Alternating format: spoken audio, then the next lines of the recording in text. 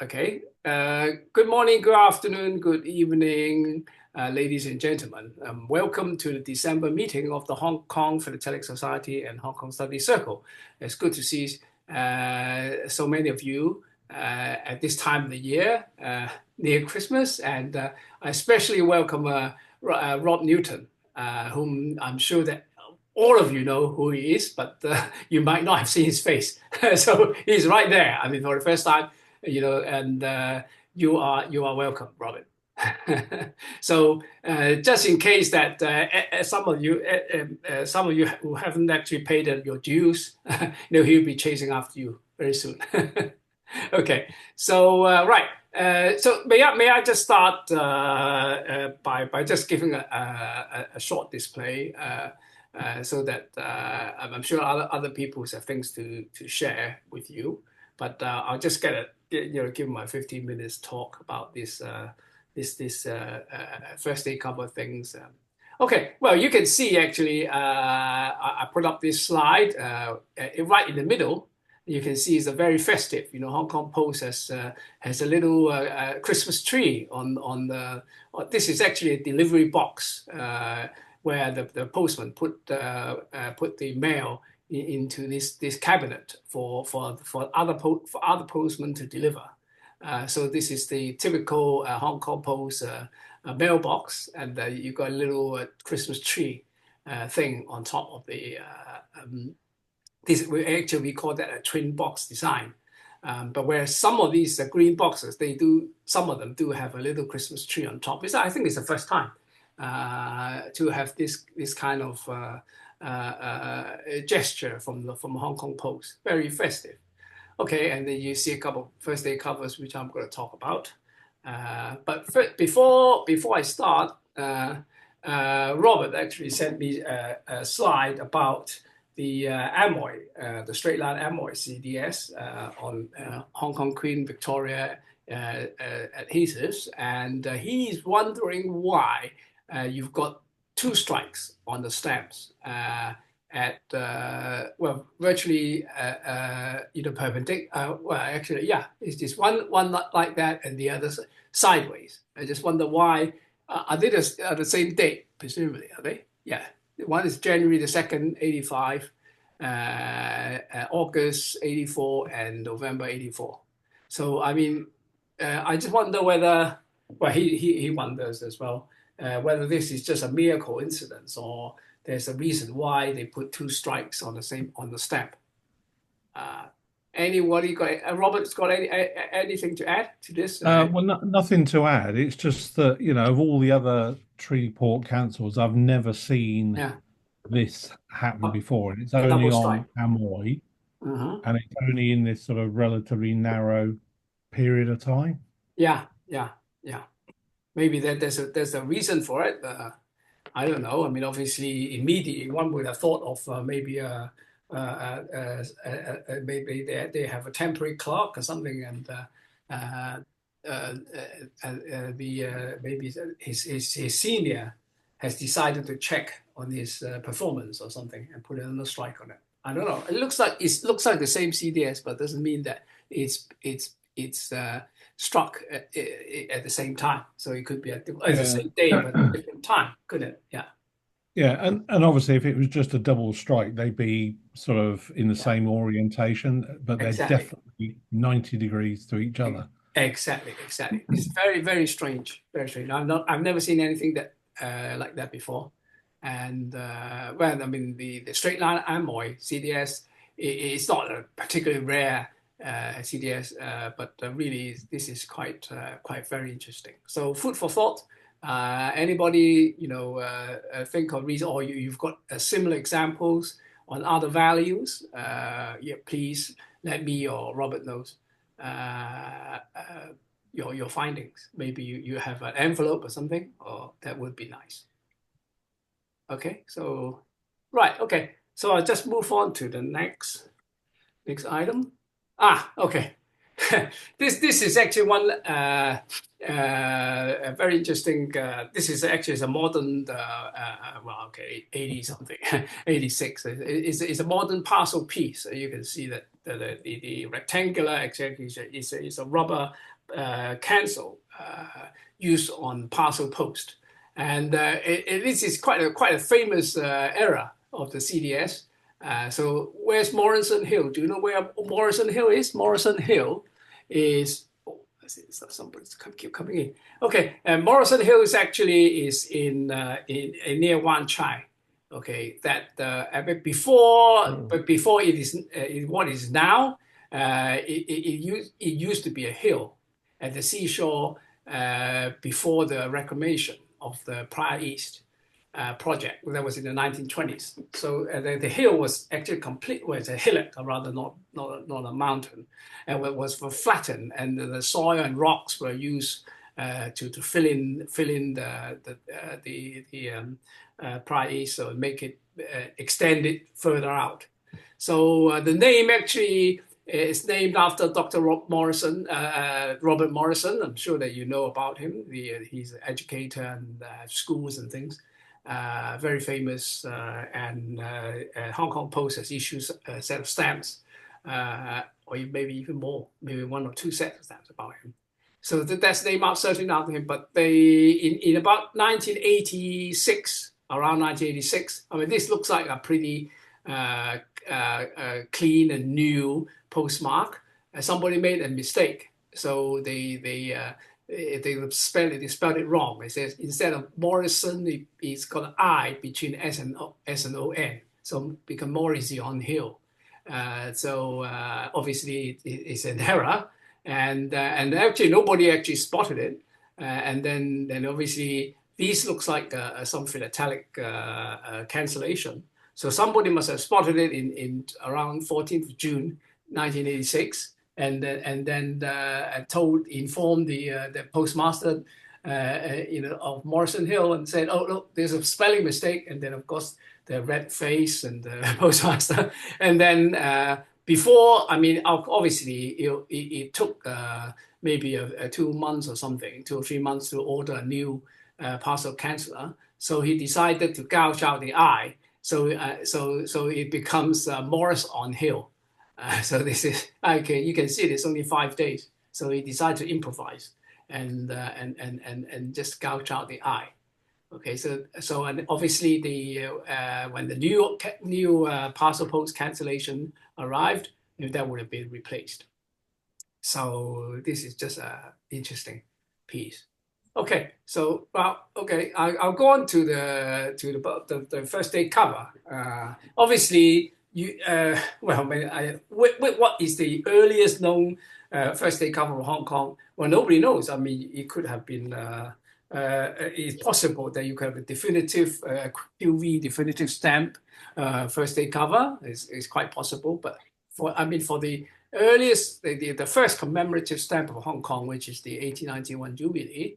That people did actually make some first day covers, and this is one of the typical Hopkins cover. I believe Hopkins is it must be that there's a total of 16 first day covers known with the January 22nd date of release of the stamps, of which 6 are Hopkins.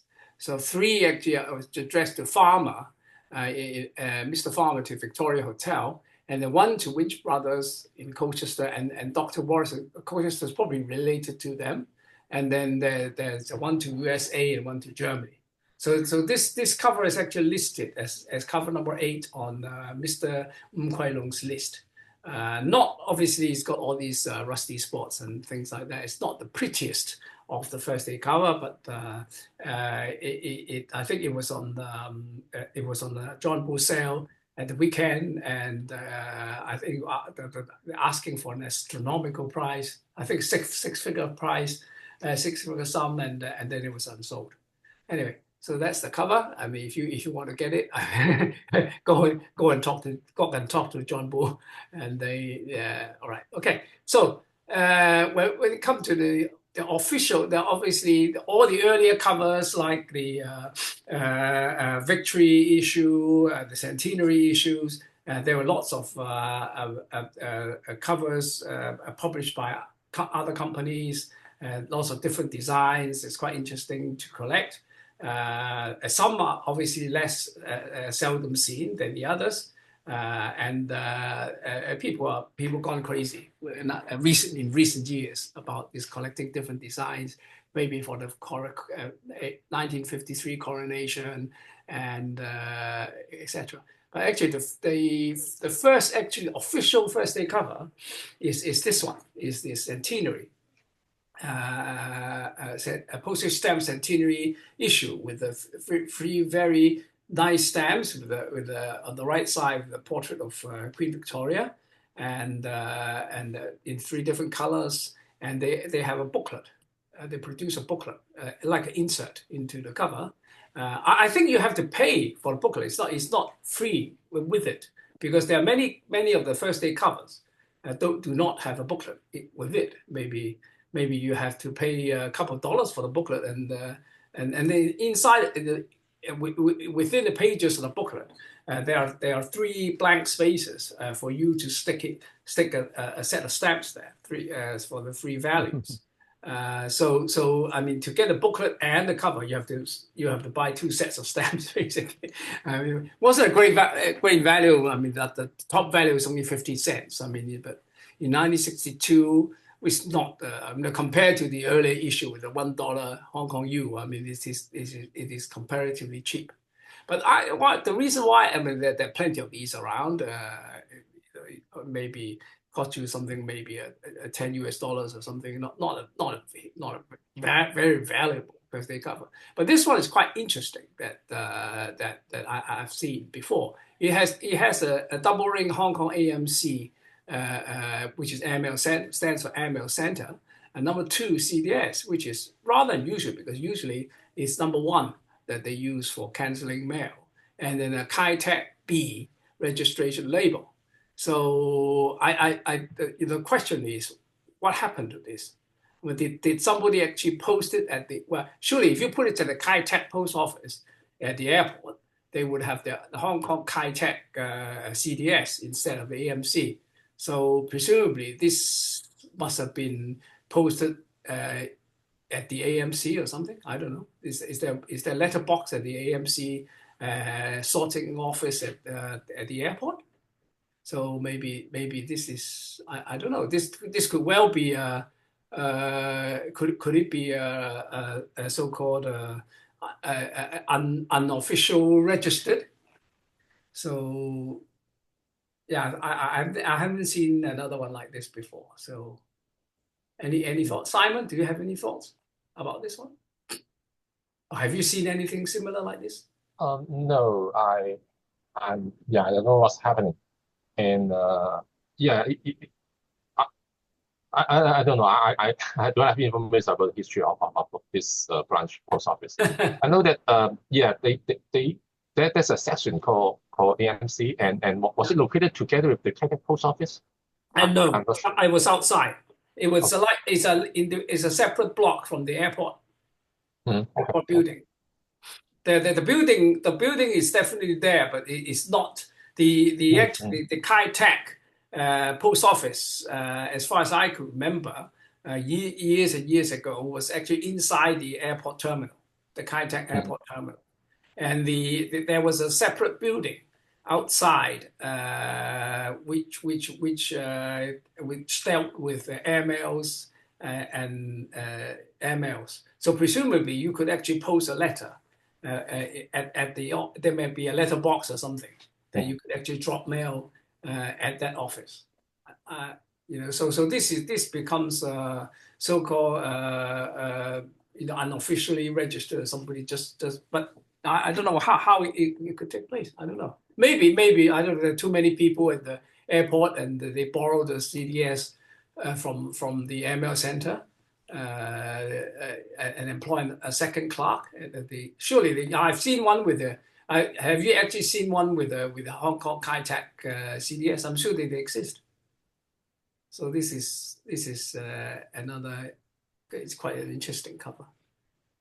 Okay, so anyway, go on to the booklet.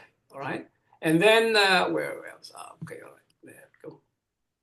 Right. Okay. So these are some of the so-called private issues by various, maybe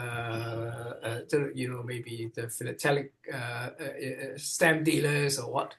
But it's very interesting that if you look at this one, has a 96 cent black as a design, which I'm going to show you something interesting with. There is this a rubber hand stamp of the exhibition. They have a 1962. There's a centenary stamp exhibition at the City Hall. So they have a temporary post office there. So there's a lot of people lined up. There's at the post office and get their first day cover done. So there you go. So the next. Okay, now this is actually from John Bull a few days ago.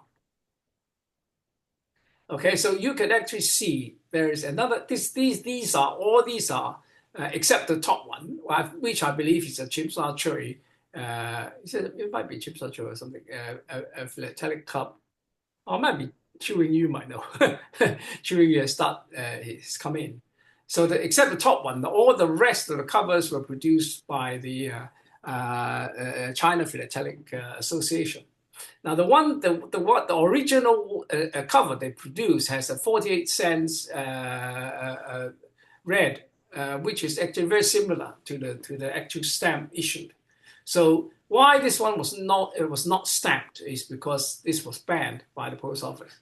Okay, somebody actually saw it, and then they decided that no, this is no good. I mean, there's a regulation. I'm sure that Richard might be able to tell you that you cannot use like a facsimile or something like a postage stamp as a design on postcards or on covers. It's against postal regulation. So the CPA had printed a lot of these covers, obviously, and then what happened? What they did was to use the 1954 definitive and cover the stamp. Okay, like these three. Okay. So then of course the postman will cancel the stamps. Okay, right. So what happened to this? Now this obviously, this is a GPO cancel. So I believe what happened was either, I unfortunately I don't have this cover, or I've actually seen it being auctioned. It was actually in a sale before. You can actually see that the stamp as it stands on the cover, there's nothing covering it or anything, and then it's being postmarked, so it was accepted by the post, maybe by mistake. So this is actually according to the description of the catalog, it's quite rare. And it's one of these illegitimate things. Okay, there is, however, we go a similar lot in John Bull, but if you look at this one, it's quite interesting to see that two things. One, there's a little bit of thing like some remnant of gum on the bottom right corner, and there's also like a piece of some dark piece of paper at the top of the design, covered by the registration label. Okay, so and then of course it received the registered Hong Kong c.d.s, so showing that it was registered. So I just wonder whether actually this has the same is in the same status as this one. Because why is there a little bit of paper here? So I just wonder whether originally somebody actually cover the design. You can actually see some mark here, so it could be some glue or hinge mark or something. Somebody actually covered the stamp with a piece of paper or something, and then and the registered cover, and so the label actually should belong to here, and then it was taken out and transplanted on top. But why we left that piece, I don't know. Maybe they tried to remove it and damage the cover. and then they decided actually to cover the label, to cover it. So this very very strange over this one. You can see this there's a little stain on the bottom of the stamp, which is well, it's something funny going on. So 我三個先 yeah, right. So anybody any thoughts about this one?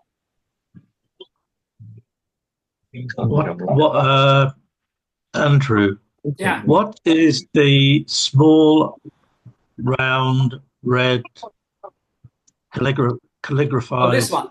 thing here? What is that? I think it's a designer's shop. You can find it here on everywhere. Okay. Yeah. Yeah, it's a designer, whoever designed it for CPA. Cool. Yeah.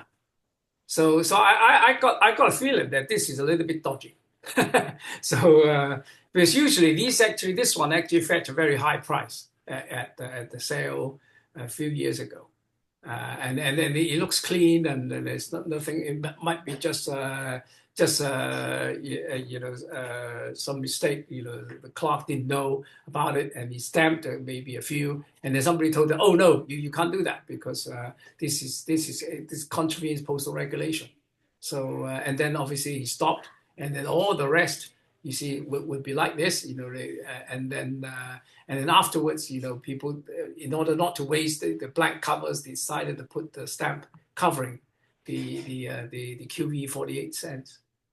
So anyhow, it was sold not for it's for good price, but still I would have thought that it's maybe somebody had thought of this something interesting going on there. Anyhow. One thing, the index letter H, Hong Kong H in the registration label. Yeah, that's right.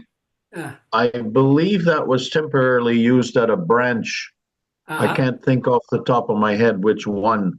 Yeah. But yeah, that's unusual. You don't see that from GPO too often. From my recollection. Right. It could have been a 1, couldn't it? Because the c.d.s is a 1 instead. So right. I'm not even sure that this label actually belongs to the cover. I mean, it's easy to get a label like this, but obviously it's got a registered c.d.s, so the thing has been registered, but it's very, very, very a little bit dodgy about this one. So there you are. So if you are the lucky buyer, just check it out. I'm sure that it's very difficult to get a certificate. I mean, obviously it's genuine. I mean, everything is genuine. So it's hard to prove that, but it's a little bit dodgy. Anyway, okay. So this is crazy. Somebody thought that this started at $1,500 and went up to $55,000. What the hell's going on? It's just a 6 first day covers produced by the China Philatelic Association. Bottom 2 for the Hong Kong University and the top 4 for the Chinese University. Okay, so why? And there were 2 crazy bidders, just went on, and apparently, I mean, some little birdie told me that there's one of the cover has a printing error on the back. I think the logo, the CPA round CPA logo was inverted. So yeah, I mean, that may be this, people are just got a bit crazy. But actually, you do actually find errors of the first day covers. This is a very famous one with the missing colors or the legend and the date on missing. It's missing 2 colors, I believe. It was black or ochre. There's 2 lines and resulting in the GPO missing from here. So this is quite a famous error of the first. The stamps are perfectly fine. It's just that we are just talking about the first day cover itself. So the next one actually is 1975 Royal Visit, which is maybe it was I don't think maybe it's a folding problem rather than a printing problem, because I mean you can see this is actually in line with GPO. It just looks that it was miscut or something. So this is another first day cover error, the cover itself. And there's another one with a completely missing design of the cover. But this is obviously not a blank envelope because you've got a GPO logo at the bottom right of the royal visit in '86. So you've got one royal visit here in '75. There's something wrong with it, and the royal visit in '86 has got the same thing. So all right. So anyway, this is a very famous one with the missing red. So ending up with the letterbox being like the gray color instead of the red color. So there you go. So these are these so-called first day cover errors. Well, I mean, they're not really worth a lot of money, but they're still quite interesting. If you have a first day cover collection, or if you decided to exhibit your first day cover, Hong Kong first day cover. Okay, we've got one too. I mean, this one actually was the Hong Kong Philatelic Society Year of the Dog first day cover with I think it's a missing black. Actually, I rescued this one from because what happened to the c.d.s is in those days that they printed about 1,000 covers, and they used maybe 300, 400 or something, and the rest would be used for posting newsletter. So I mean, some of you could well, obviously not many of these are known. I think maybe, well, this is the only one that I found. Amongst the whole batch of unused covers, which I at that time I actually sent for newsletters out. So I just found out that there's color missing, and this is the only one there. So there could have been some other covers. So who's the lucky guy actually got a used one? So anyway, it's just something interesting. Right. Okay. I think that's about all for the first day covers.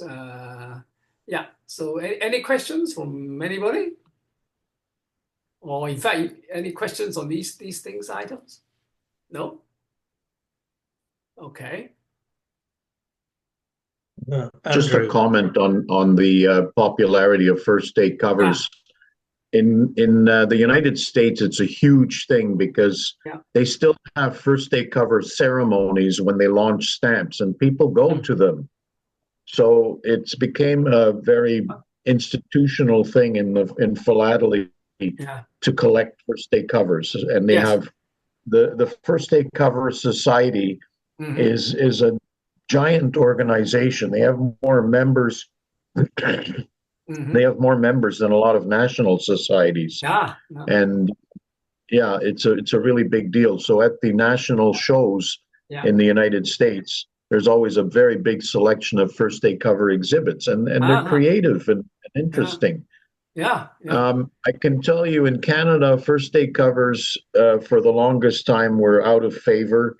You could get like 100 of Canadian commemoratives for 25 cents each. A lot of people had many and couldn't sell them. But recently, in the last 10 years, it's come back as a collecting interest. A couple of fellows published some books on first day covers showing exactly the kind of anomalies that you just showed, Andrew, where the cachet has missing color or errors. Or in Canada, they also had something called replacement covers. When you sent in your stamp, your cover to be printed, and for some reason it got lost, or they ran out of the ones. Canada Post printed some as replacements, and they were generic, but with the stamp, the first day stamp on it. So there's a whole thing of replacement first day covers. The replacement covers must be quite rare. They're not super rare, but they're definitely interesting to collect and to hunt down. And a couple of guys published 2 volumes on these kind of anomalies on first day covers, and because they published the book, a lot of people got interested in it again, and now first day covers are a little bit more desirable. Quite right. So it's come back. Quite right. Quite right. I mean, so the Canadian Post actually have an official first aid, they issue official first aid covers. The covers themselves. Yes. Yeah, they started, I think, in the 1980s. 1980s. Unlike I might be wrong about that, but for the longest time, people would have their own design, or there was printing companies like Rosecraft and a few other companies that would print official first aid covers, not official, but first aid cover designs, and people would buy them and send them in to be stamped with the first day. But in about, I want to say 1986 or something like that, Canada Post started printing their own designs for first aid covers, and that killed the trade of the private printing of first aid covers. So now it's all Canada Post doing their own. Canada Post, and nobody bothers. Everybody would want the official first aid covers and not the private ones. Yeah. Is it the same with the States, or the United States still no official first aid covers, or like in the past? Because I used to collect the US. No, I'm not sure. I think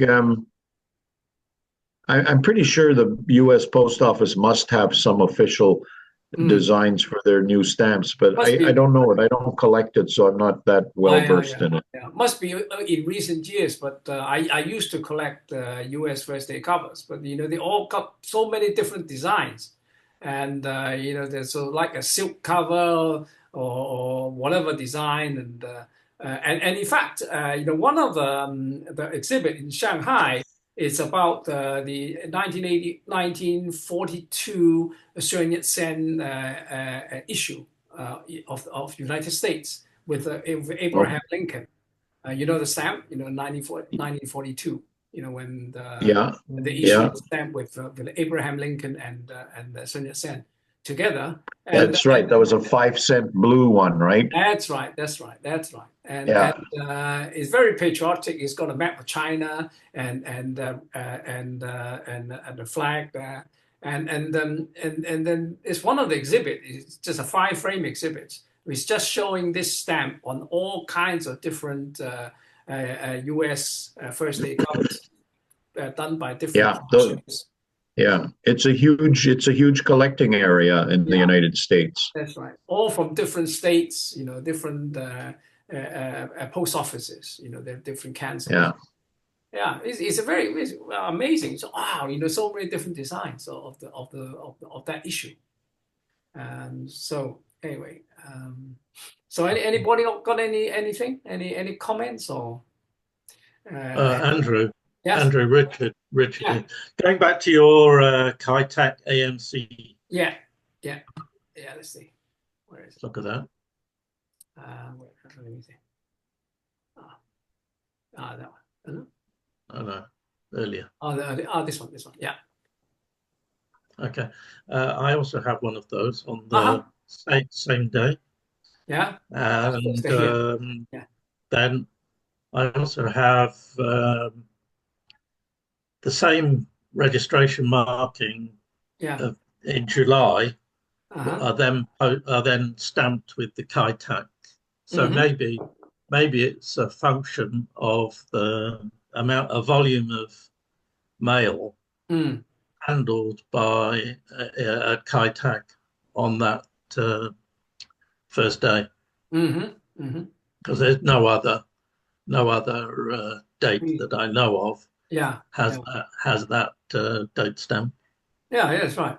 But usually, just you see a lot of postcards or letters with a bar, with a blue sort of like a dumb truck cancelling the stamp, and with a Hong Kong AMC. But that's usually number one. Yeah.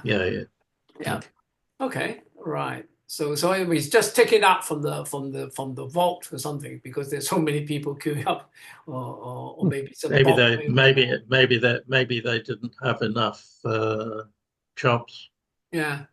Whatever, I'm not sure. The Kitec only got 2, 1 and 2. So maybe so if you've got a 2,000 or 3,000 yeah. Maybe covers. borrow a Maybe- clock from the AMC Maybe to take Bart stamp. came over from there or whatever. Yeah, that's very interesting. Anyway, I just wonder. Sorry, Andrew. I'm too young to know. Andrew, I just had a look at my records. I've got one as well, exactly the same. Yeah, Kite B, AMC, 4th of May. yeah. Red. So they must have been hundreds of them. The covers posted this way. Right. Okay. Thanks. That's interesting.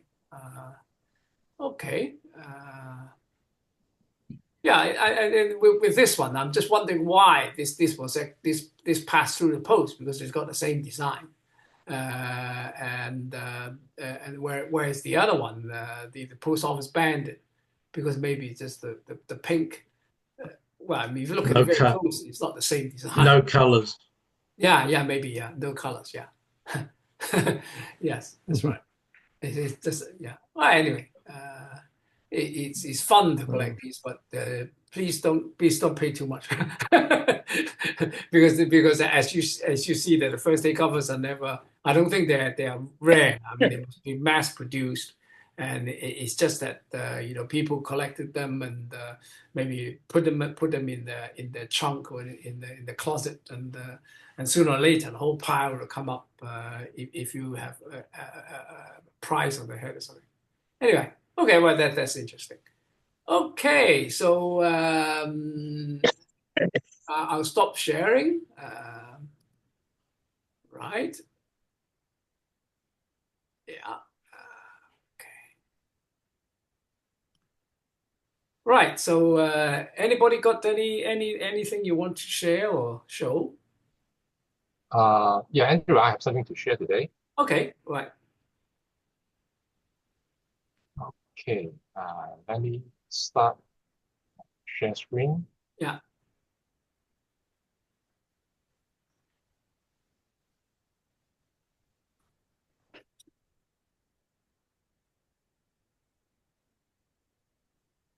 Okay. Can you see my screen?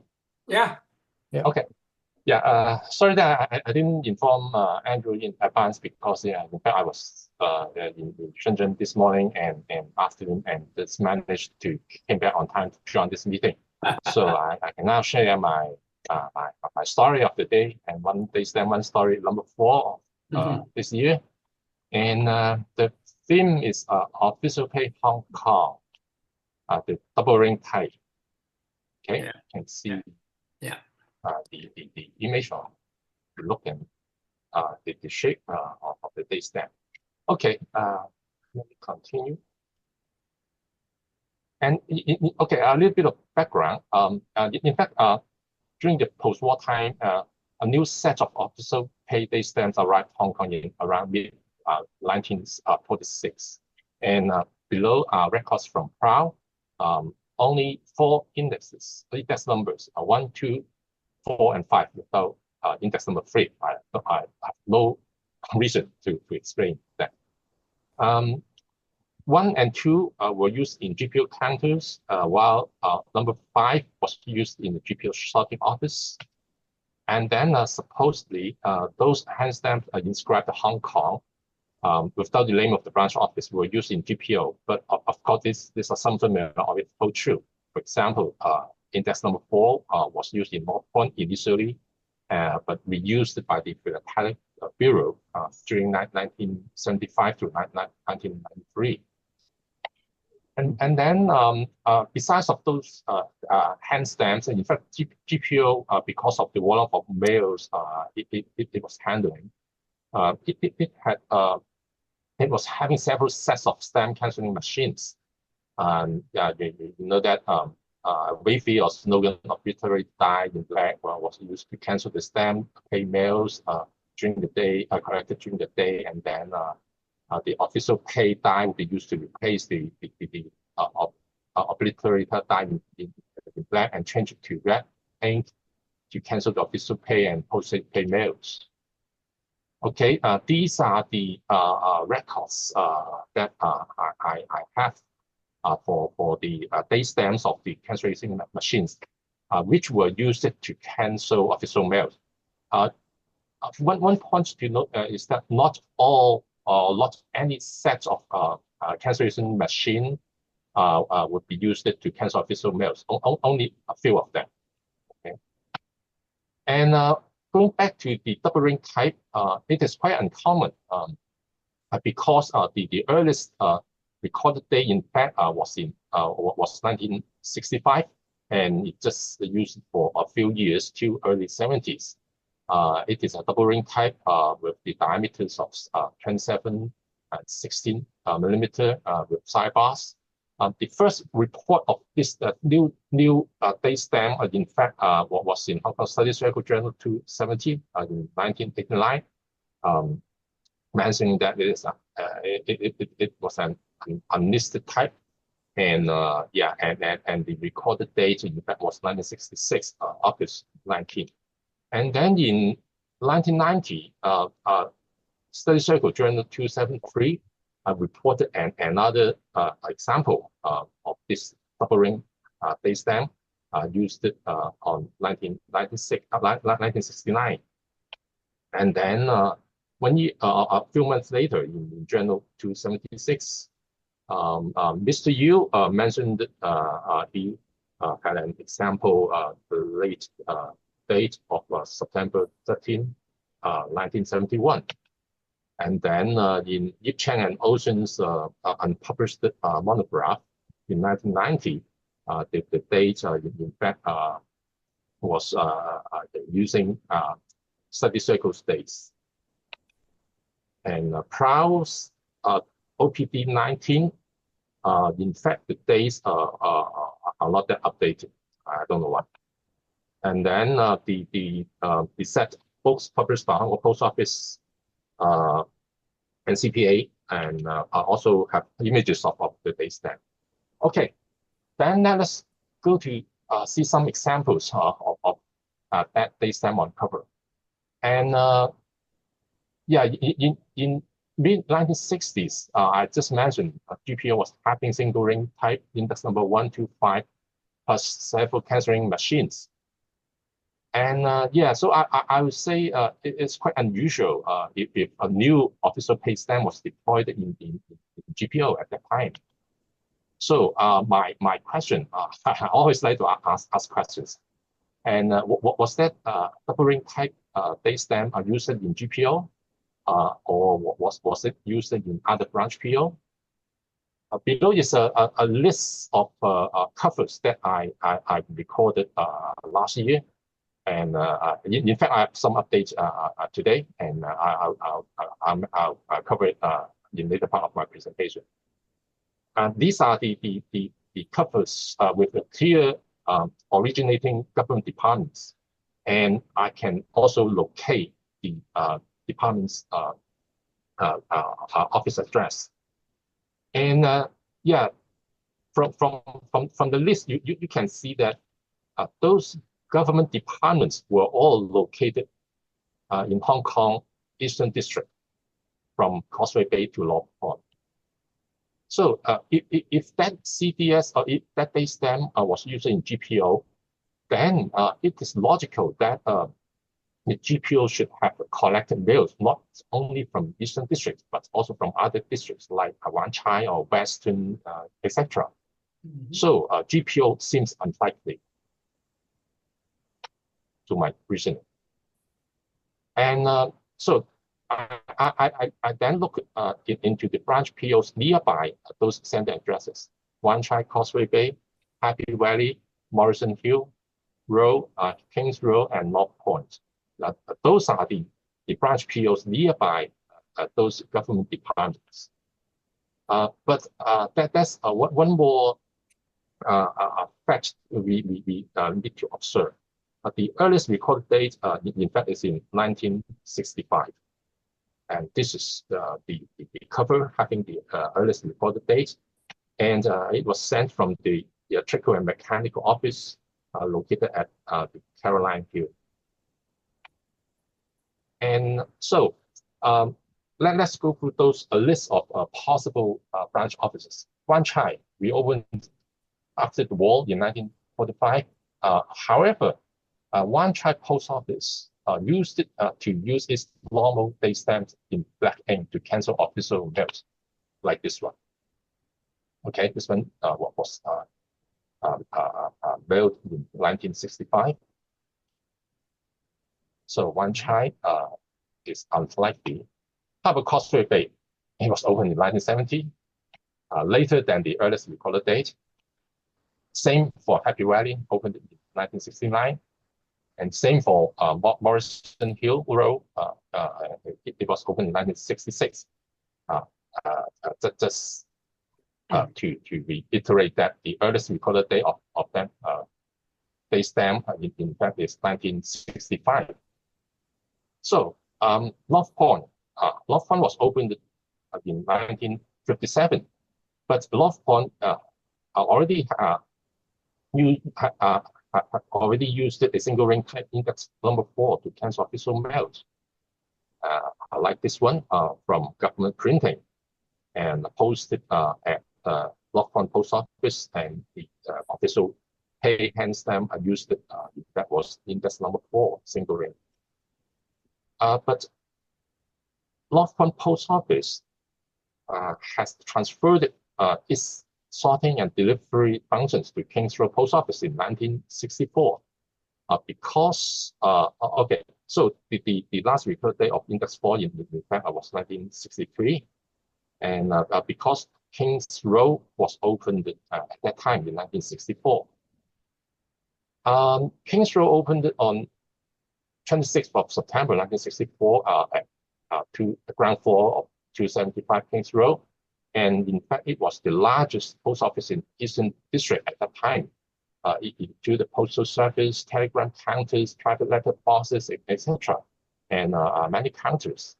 And it took over the sorting and delivery functions from North Point Post Office on the first day of opening. So it is not unreasonable that Kings Road Post Office was allocated with an official pay date stamp. So I assume that the new double ring type c.d.s was used in Kings Road. So I try to look into whether there exists any contradicting example. So these are the locations of the government departments, the address of the government departments nearby Kings Road Post Office. You can see that they are in fact not quite far away, and it's quite reasonable to assume that those government departments were using Kings Road Post Office to handle their mails. So I'll say that there's no contradicting examples in my record, and they all fit into my proposition. And some more arguments and discussions. And in fact, social welfare department at that time was located at Lee Gardens. In fact, nearer to Wan Chai or Morrison Hill Road or Causeway Bay. But for some reason, social welfare department used it to go to Kings Road to post their mails, like this one. Yeah, it was from social welfare department, and in fact, it's registered letter was handled by the Kings Road Post Office. And then could that official pay c.d.s double ring type used in North Point? Yeah, we can use examples for the government departments, like the government supplies at Oil Street. So we can see that it is very clear that government the government supplies department at Oil Street would go to Kings Road instead of going to North Point, because in fact they are located very near to each other. And yeah, this is official mail from government supplies with a double ring type official pay Hong Kong date stamp, and with the latest recorded date of in fact, when I prepared this presentation, this cover is having the latest recorded dates, but in fact, This LRD I cannot hold true now, and because I have some later examples.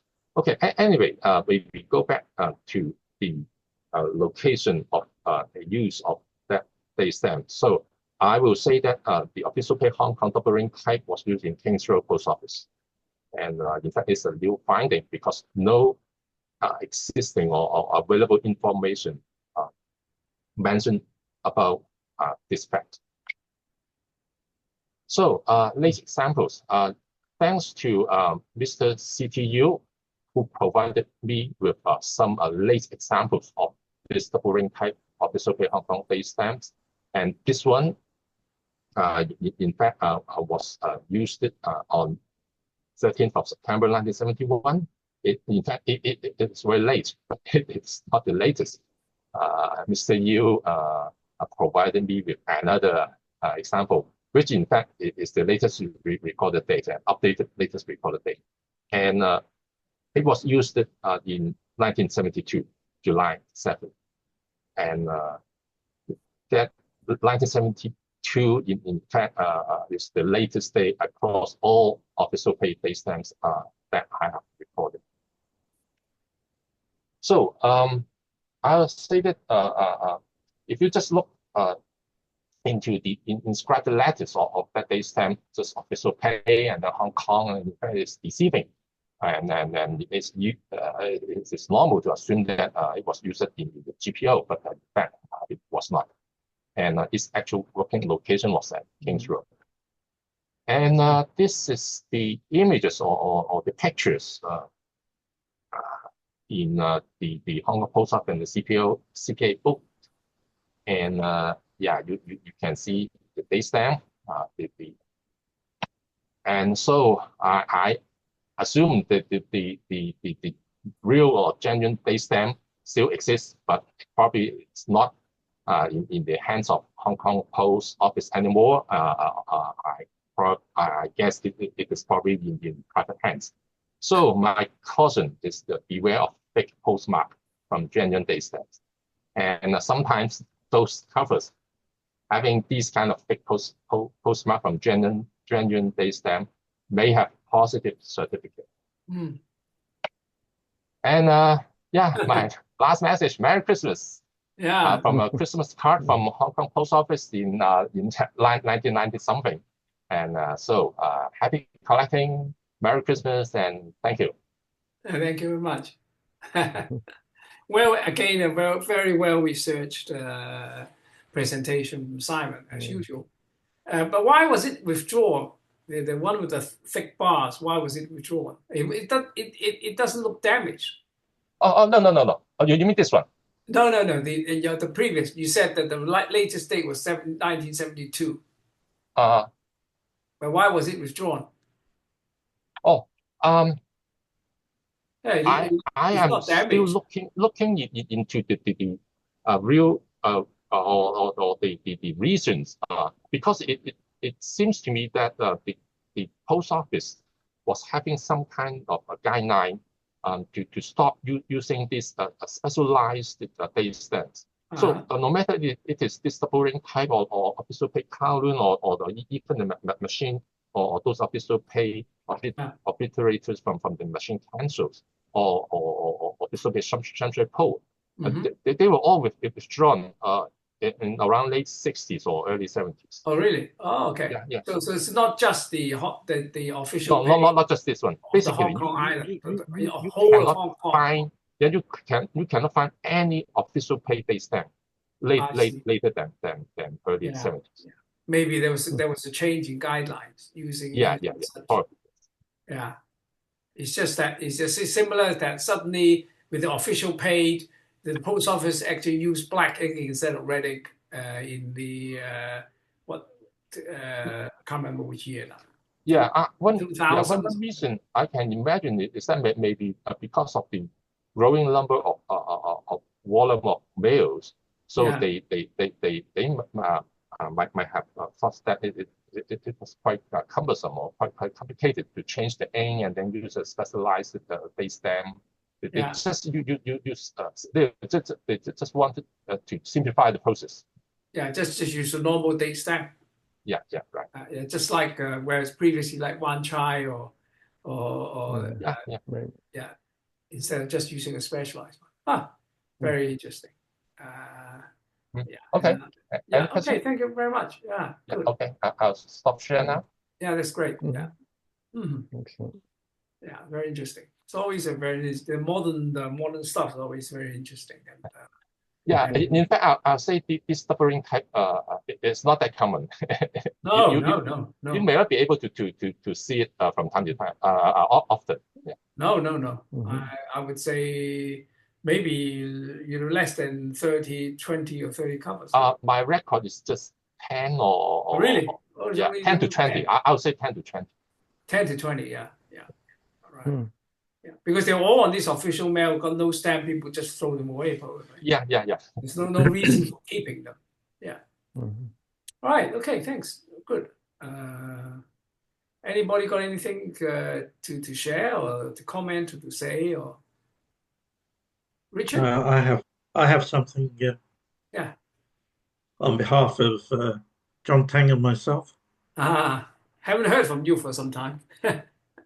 Oh yeah, long story. No, sorry. Okay. Glad to have you back. Thank you, Ingrid. Thank you. Okay, I'll try and deal with my technology defect. Okay, where is it?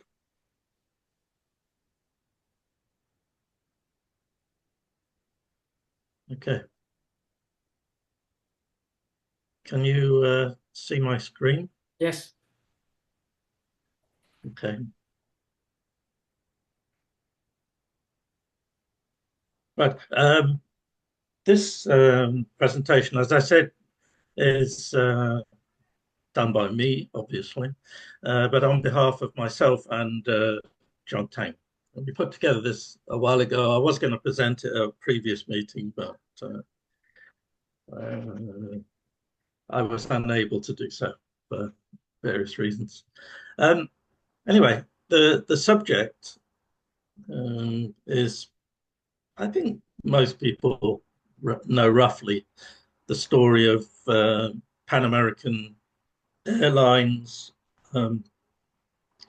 inaugural flights and through from about 1937 through to Hong Kong. But prior to that, it was actively trying to establish that route, but opened the first routes through to from San Francisco to Manila.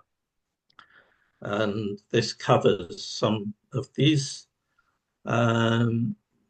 flights and with addressees in Hong Kong and China. So let's have a look and see what we can find.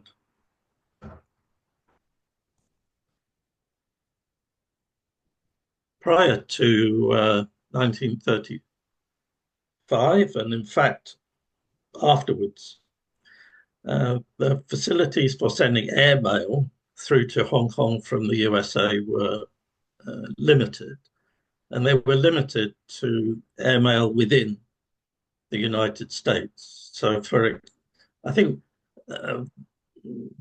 mail or items of mail going from Hong Kong to the USA has been covered to some extent previously.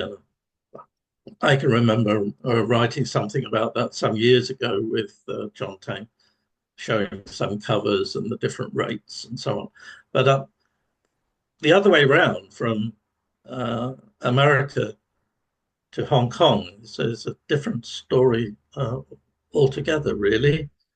And this is one of the few that I have seen. It's July 1934,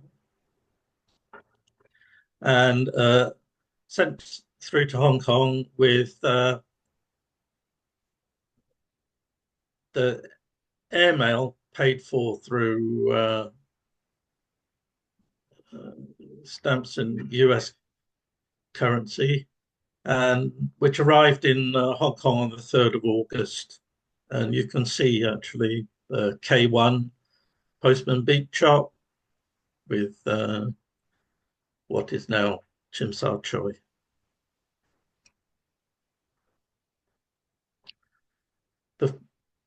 Prior to commercial flights, then there were survey flights carried out on the route from San Francisco to Manila.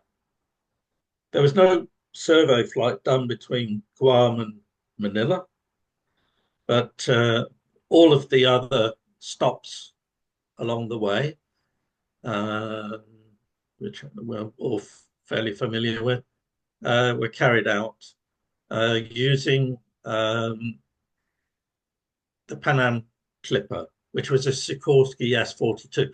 These Sikorsky S-42, you may remember that there were shuttle services between Hong Kong and Manila at some point.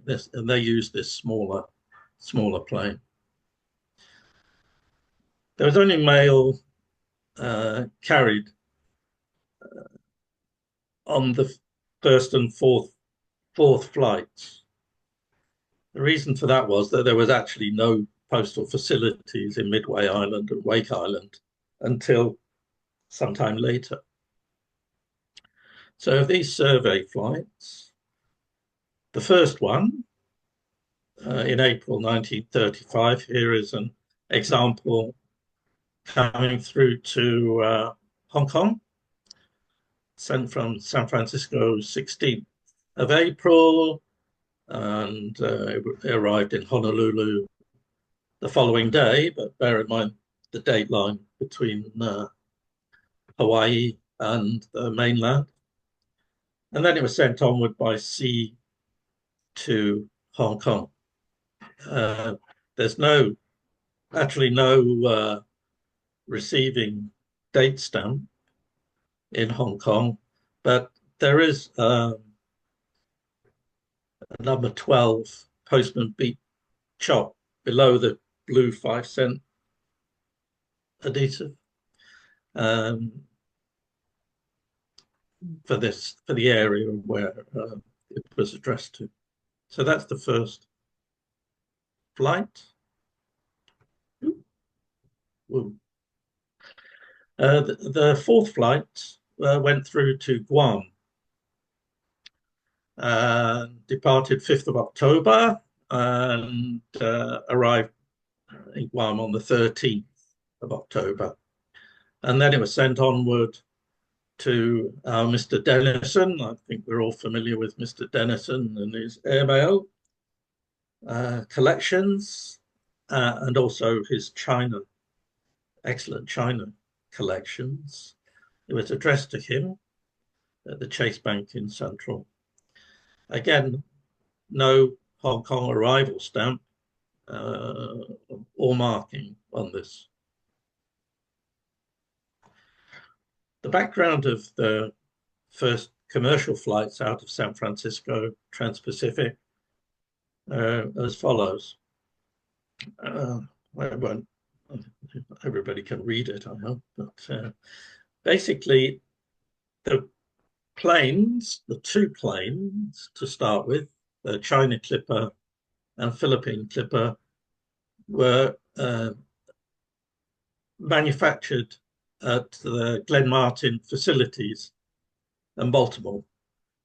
And then they were flown down to Miami. And from Miami, they carried out various test flights around the Caribbean and Central America, actually, and South America, if you want, before they were flown from Miami to San Francisco via Mexico. And China Clipper was the first one, and that flew from Miami to San Francisco on the 8th of November, and it was shortly afterwards, on the 22nd of November, that it departed as the inaugural flight to Manila. It arrived in Manila 7 days later and returned 3 days after that back to San Francisco after maintenance overhaul.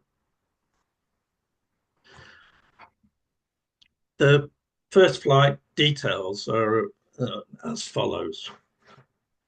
The photograph is of the China Clipper at Alameda in California.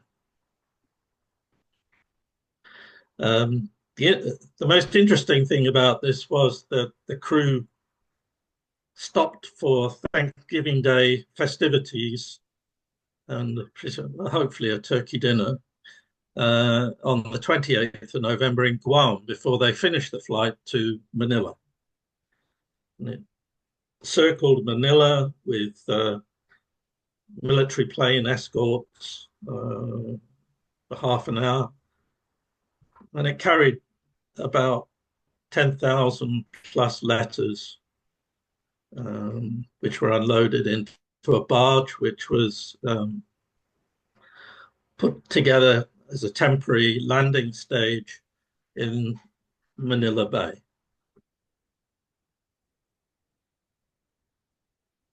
So some of the covers that were flown on this were addressed to Hong Kong, and this is one of them. It was addressed to Kowloon, Modi Road, and the details of it are on the China Clipper. It arrived in Manila on the 29th, and then it went by steamer from Manila to Hong Kong, leaving Manila on the 1st of December. Steamer was Nankin. It arrived in Hong Kong on the 4th of December, and the mail was handled in the General Post Office and in this case also the Kowloon Post Office the following day.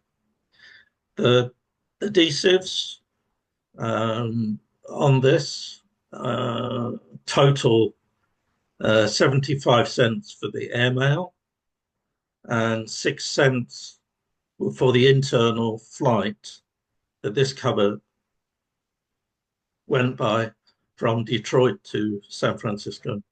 No postage was charged for the surface mail element from Manila to Hong Kong. Here's another one. And this one came from San Francisco.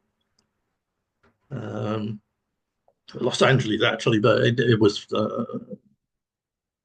sent through to San Francisco, and this just has the 75 cents. This one came through to Kowloon City, which is interesting in itself, at least for me, and has a K11 Postman Beach. Same routing, same ship, same 5th of December handling. And this one, sent through to Pop Fulham, has a number 31 Postman Beat chop and 75 cents. Nothing that special about it. You can see it went through the Manila. All of them went through the Manila Post Office as well. This one went to another gentleman who we probably all know, Mr. Quark. He had a lot of airmail covers coming from or to him throughout the 30s and also 40s. Again, same routing and through into Hong Kong. This one doesn't have any postal markings from Hong Kong at all, but it's rather mysterious why some of them do and some of them don't, but maybe that's an open point for discussion. Then this one, again, same rates and stuff, same dates, and came through to Hong Kong on the 4th, and then it would have been sent to Mr. Robert Perkins in Central. Again, no marking. Okay. More and more covers. I hope you're not falling asleep. This one went through to Canton, arrived in Canton on the 6th after processing in Hong Kong, and it would have been sent up by KCR train or by the daily ferry.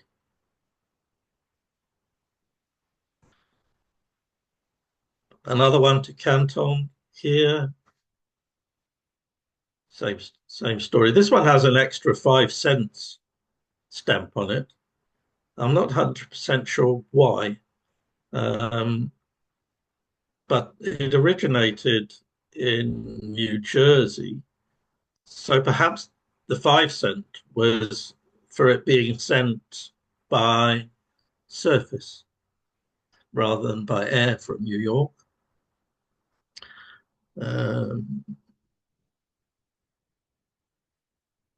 This one is through to Shanghai on the 8th.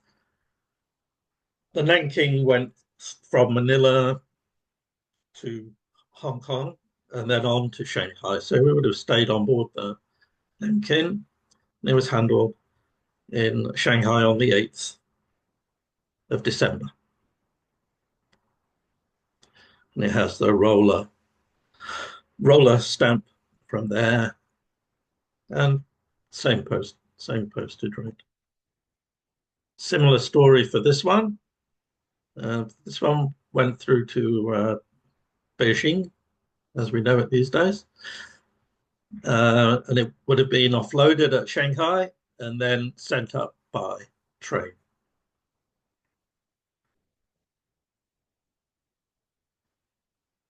This one is to Hopei, northern China, and again, offloaded in Shanghai. Same route. And then this one went through to Japan. Japan, after it had finished at Shanghai, went on to Yokohama, but I'm not sure of the arrival date. Apologies for that. But it's an example of same route, but to the end station. And that's it. Thank you.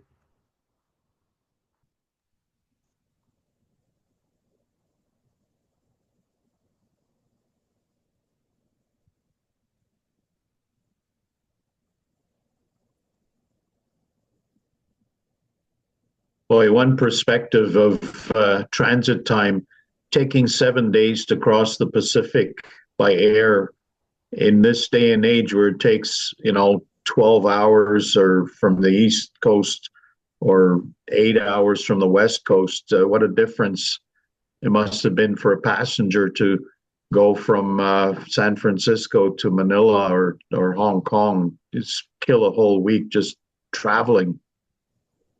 Absolutely. But I think they used to make it some kind, many of the people used to make it some kind of sort of experience, sort of lifetime experience. Because you hear many. I think it was quite luxurious. It was I remember finding out that a ticket was a super expensive item to get a ticket. I forget what the number was, but it was like $12,000 or something for a passenger ticket from San Francisco to Hong Kong, which was an incredibly a lot of money in that time.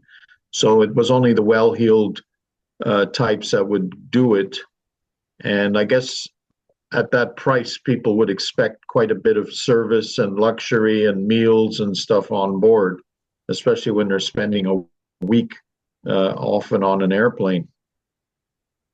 Yeah, and of course they ultimately built specific hotels in the islands that they stopped at.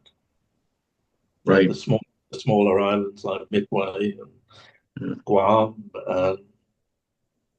etc. Richard, have you any idea of the total number of mail that was carried through this route and how many have survived? Well, I've no idea about survived, Philly. The But total volume. I think that. Do you mean on this first flight, or just Yes, generally speaking? just to get some statistic of what kind of percentage survived from the volume, because you can know the volume that was carried. Yeah.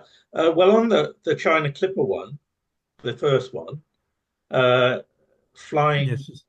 from into Manila, so obviously there'd be quite a lot of mail offloaded in Manila, but it was about 1,400 pounds.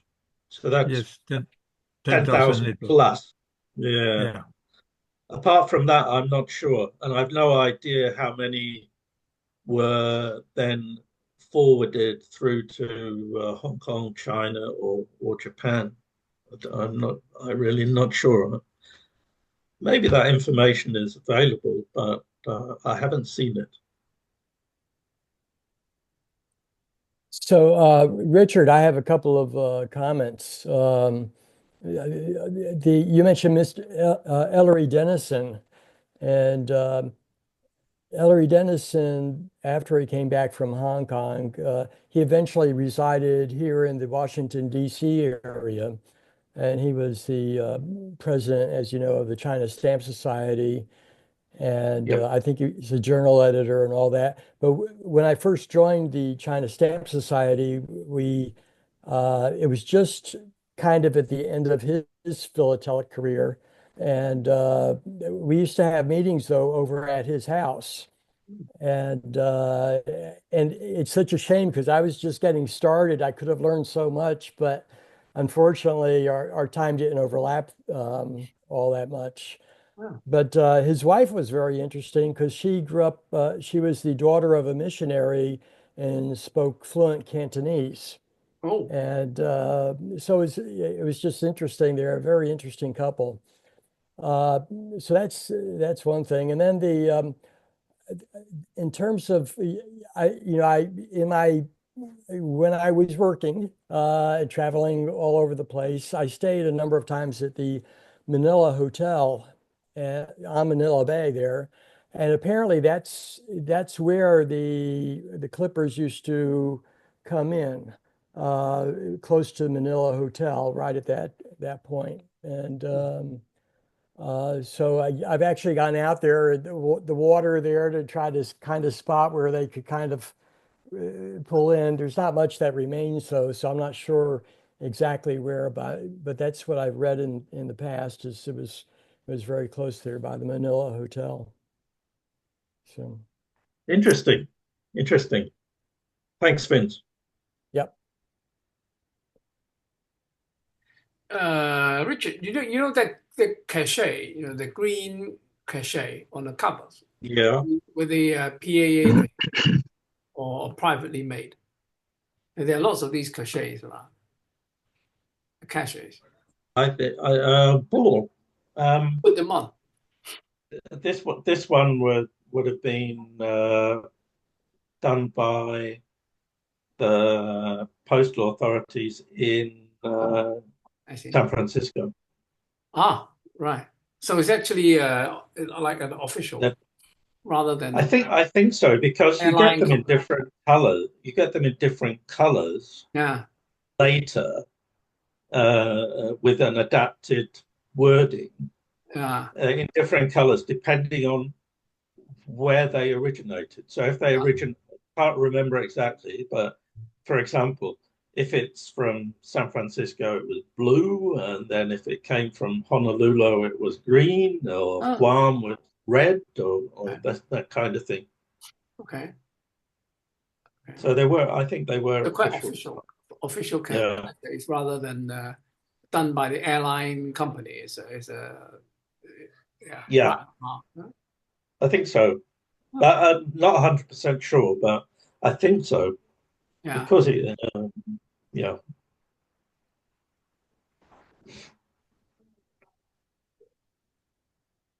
You know, one cover actually you show there's an extra 5-cent stamp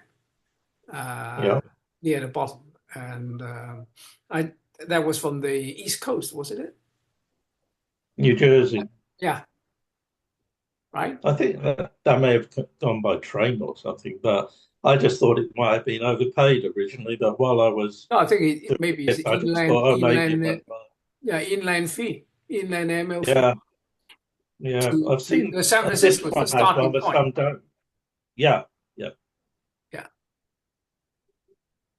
Quite possibly, I think. Yeah, maybe it was. There's no indication. There's no indication. There's no indication on these things, which is a bit annoying. Yeah. With the origin. Yeah. Post office. Well, the 75 cents is a Pacific fee. So wherever you go to Hong Kong, it's the same. Manila is the same. Honolulu is the same. And then you get the inland. You add an inland fee to it. So that's how the rate was made up in those days. Yeah, probably. I mean, the earlier one, I think the first one had the correct airmail add-on for within the United States, and it's quite logical that this was a sort of surface add-on. That's right. Yeah, very interesting. Very interesting. Okay, I'll stop sharing. Right. Good. Hopefully. Yeah. Right. Okay. Thanks very much. Certainly, it's very, very interesting stuff that you've got. Well, certainly all first flight covers that you have. It's certainly qualified for a first day cover exhibit. Anyway. You have to say thank you to John Tang, I think. Oh, right. Okay. Oh, Adrian, welcome. Yeah. Oh, you're muted. Unmute yourself. Hello. Hello. Sorry I'm late. It's good to see you. Yeah. Great. So we have 3 presentations now. Anybody want to say anything? Oh, yes. I'd just like to give an update on the Hong Kong Study Circle journal editorship. Our colleague John Wilson is currently on vacation in Japan, and he contacted our official journal editor, Nick Halewood, and found that Nick was still in hospital and expected to be there at least to mid-January. All right. So he's not able to do the January edition of the Hong Kong Study Circle Journal. Yeah. And my colleague here in Toronto, Joe Trousey, who did the last journal, is willing and able to do the January journal. Oh, great. So I'm asking everybody in this call and in both societies to contribute some articles to Joe Trousey. If you need his email, I can provide it. Or Andrew, I think you've copied a lot of people in. Looking for articles, that's the usual bane of being an editor, is getting the material in. Joe is not a Hong Kong specialist. He's a philatelist of good quality, but he's not a Hong Kong specialist, so he depends on getting material in. So I appeal to everybody to please send in some articles, long, short, little snippets, anything. And so we are going to have a January journal. And once Nick, gets out of hospital, we'll have to see if he wants to continue. Joe Trousey is sort of committed to doing it long term if we want, but we have to sort out the situation with Nick first. So that's the update on the Hong Kong Study Circle Journal. Great, thanks, Ingo. Yes, that's good news. At least we have somebody to continue the great tradition that the study circle has some kind of communication between members. It's very, very important to stay alive. Yeah, and I'm trying to cajole Joe to become a Hong Kong specialist and to join our groups. Yeah, sure. And he sort of has some ideas about that, but again, he's looking for input on his first journal. He said, "Do you think I should join? Let me know what you think." So give him some feedback. I think he's done a very good job, with the journal. Yeah. And I like, because the thing is, it's very, very compact. And I mean, you could have expanded it to a lot more pages, which means that the postage will go up. But it's just the right size. Maybe some might comment that the writing's a little bit too small, but I could read it quite well. Because the size of the writing is just one font smaller than what it used to be.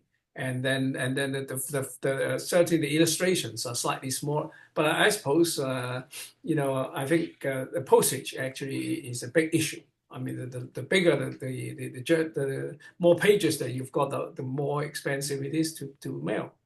So that's the I think it works quite well. Yeah.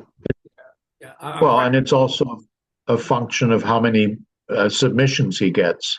Sure. Yeah.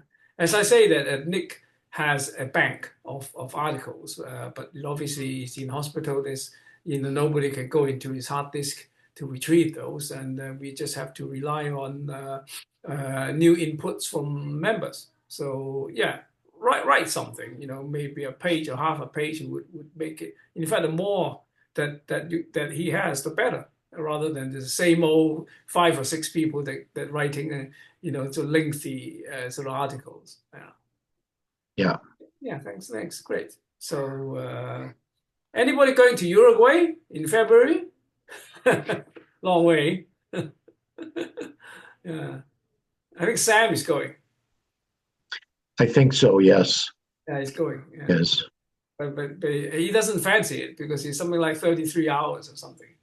It's a very, very long flight from North America. Yeah. Sam, by the way, was the jury chair at the Royal Challenge in October. Yeah. Right. Anyway. Okay. Anybody want to? Robert, you got something to say? Nothing really. Pay up. But hopefully I'll be able to join future meetings, and I'll have a rummage around and see what things are. Find something interesting to share. Yeah, I think your Amoy actually is quite fascinating. I've never actually seen anything like that before, so I better start looking. I doubt I can find anything similar, but it's actually it's similarity to something which long time ago Mick actually showed me something with the same the P62 with it just is exactly the same as what he did. One is perpendicular to each other to the other. It's the same mark. But why bother cancelling the stamp twice where it was already a full strike? So it must have been for some purpose. Yeah, and as we said, it's just in that sort of fairly narrow time period as well, which indicates it might have been for a particular Of course, reason. It's best to see whether you can find a cover to prove. Yeah, well, I can assure you, I definitely don't have it on cover. Yeah, but on stamps, rare enough already. Right. Okay. Okay. So, Adrian, you got anything to say? I've started collecting the German battleship post office postmarks from particularly around the Boxer Rebellion. Yeah, Rob, there was a guy when we met up in August who collects that area, the Boxer area. Do you remember who that was? One of the older guys. I do, but I can't remember. I'm terrible with names. But Right. I'll give you an email with his name. That would be great because I can't remember his name at the moment. It'd be useful to get in contact. Yeah. No, I'll send you his name and email address. I don't know if any articles have ever been done about it or presentations, but might be of interest. Yeah. German post. The Schiff post. German, yeah. I think German naval ships carried post offices. And there's a booklet on it. I've seen it. I'm sure it's a small A5 size booklet. Oh, right. I'm sure there is. Try Googling or go to the Philatelic book dealers. You might be able to find something. I found quite a bit Phil on the Benster internet. or something. Is it Phil Benster? Yeah. Like that. They have all sorts of old books and interesting stuff. Or check the RPSL library. Yeah. Oh, right. Ask Sam Chu. He knows all about that stuff. Where is the show in Uruguay? Is it in Montevideo or in Punta del Este? No, Punta del Este. Punta del Este. Punta del Este. Okay. Yeah. So I will send you. So I used to go there once a year because Really? my daughter was in Buenos Aires, Oh. and I'd send you some address of very good restaurant and one that you have to book 6 months in advance. So really? it may be time to book it. Not before you go. not for me. No, I'd like to go, but not for me. Not in February because it's a it's a great country. Yeah, I love this country. Yeah. I mean, it's good if you live around that area, or you already traveled to say Argentina or Brazil or something, and it would be nice to go down there. But just to fly from Hong Kong to Yeah, wow, too much. like 35 hours or something, and change flight 3 times. I mean, it's a hell of a, well, not at my age now, maybe 20 years younger, maybe. Yeah. Now I remember actually going to Rio in 2003 or something. I mean, that was a grueling, like 26 hours or something, but only you change flight twice through London. I mean, it's a long way. There's only to Rio, and Rio is right up there. I mean, this is right down in South America. It's another another 5 hours to it, 5 or 6 hours to it. So it's a long way. Anyway, I'm sure it will be very nice. I've been to Rio, and I really enjoyed the exhibition and hospitality and the beach and things like that. It's really no, not in February when there's Chinese New Year and it's all that festive seasons around. Anyway, I'll give him this time. Yeah, well, I got my exhibit down there. Just put it there just because our commissioner needs exhibits. So I never expect them to take it, but anyway, they must be they need maybe no. I think they're oversubscribed. In fact, I don't know. Right at the beginning they weren't oversubscribed, but now I think they are. Anyhow, okay. So the next one would be Birmingham, right? Birmingham in May. So it's more close to home for some of you. So you might go and check it out. Although it's going to be a very popular show, especially with the British and the Europeans, and then probably Americans as well coming over. So anyway, well, if you're planning a trip to Europe or to UK, plan it in May and they go and check the show out. Yeah. Right. Okay. So well, we have a wonderful hour and a half of meeting, and I really enjoyed it. I look forward to see you guys next month, maybe. Yeah. And I think I'm quite actually happy with because I actually this is a new we've got a new Wi-Fi thing. I mean, it seems quite stable. I mean, the old days it wasn't that stable.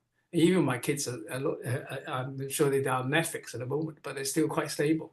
So I'm quite happy with it. Previously I actually stayed in my office until about 11 p.m., which is in Central. I mean, when I left, there's hardly anybody in the street. So anyway, okay. So maybe I'll do it at home next month. Anyway, good to see you, and of course, have a Merry Christmas and a Happy New Year and a prosperous New Year. And you find more interesting stuff at bargain prices at the sales or on whatever internet sale you're going to. And it is goodbye from me, and have a nice morning, afternoon, and evening. Oh, by the way, I need to thank Fiat, for sponsoring our Zoom meeting. Yeah. Okay, thank you very much. Oh, yeah, see you next time. Merry Christmas. Yeah, Merry Christmas. Merry Christmas, everybody, Merry and Happy Christmas. New Year. Yeah, Happy right. New Year. Okay, bye-bye. Yeah. Bye.